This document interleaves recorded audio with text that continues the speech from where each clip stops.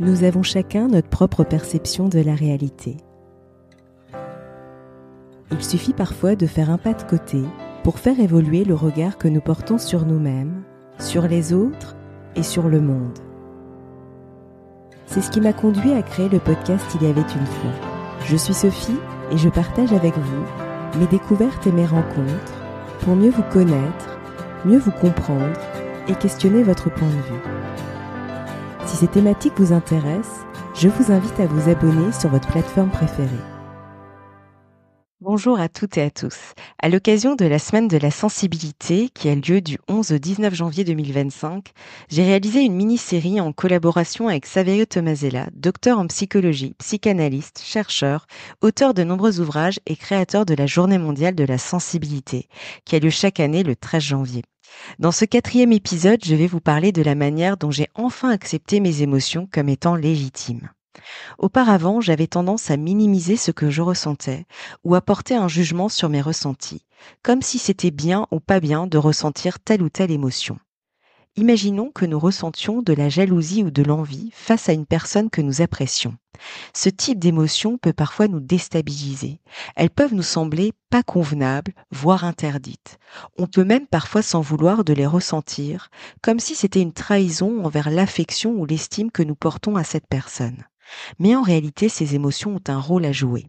Elles ne sont ni bonnes ni mauvaises en elles-mêmes. Elles sont simplement des messagères.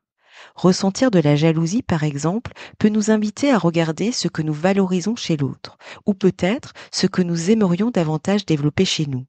L'envie, elle, peut révéler un désir latent ou un besoin que nous avons peut-être mis de côté. Ce n'est pas toujours facile, mais prendre le temps d'écouter ces émotions avec curiosité plutôt que de les rejeter peut nous permettre de mieux nous comprendre. Pourquoi est-ce que je ressens cela ? Qu'est-ce que cette émotion essaye de me dire ? En vous posant ces questions, ce qui semblait ne pas être bien, ne pas être convenable, peut devenir une opportunité de croissance personnelle. Pour reprendre l'exemple de tout à l'heure, il est important de se rappeler que ressentir de la jalousie ou de l'envie ne change rien à l'affection ou à l'estime que nous avons portée pour l'autre. Cela nous rappelle que nous sommes humains, traversés par des émotions que nous ne pouvons pas contrôler. Si ces émotions se manifestent, c'est qu'elles ont leur raison d'être. Nous n'y pouvons rien. Alors autant choisir de les accueillir telles qu'elles se manifestent plutôt que de lutter contre elles. Avec le temps, j'ai appris à accepter mes émotions comme étant légitimes. Peu importe qu'elles soient agréables ou désagréables, qu'elles révèlent une partie lumineuse ou sombre, elles ont toute leur place. Elles sont là pour nous transmettre un message, elles ont besoin d'être vues et entendues. Alors si vous aussi, il vous est déjà arrivé de mettre vos émotions sous un couvercle ou de les juger comme n'étant pas bien ou pas convenables, peut-être est-il intéressant de vous demander ce qu'elles pourraient avoir à vous apprendre. Merci pour votre écoute. Si cet épisode vous a parlé, n'hésitez pas à le partager ou à me laisser un commentaire.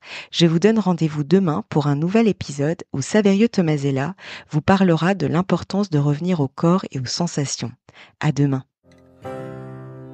Si vous avez aimé cet épisode, n'hésitez pas à lui laisser 5 étoiles sur Apple Podcast ou un pouce sur YouTube. Et surtout, abonnez-vous sur votre plateforme d'écoute préférée pour ne manquer aucun épisode. Je vous souhaite une très belle journée ou une très belle soirée et vous donne rendez-vous dans 2 semaines. À bientôt!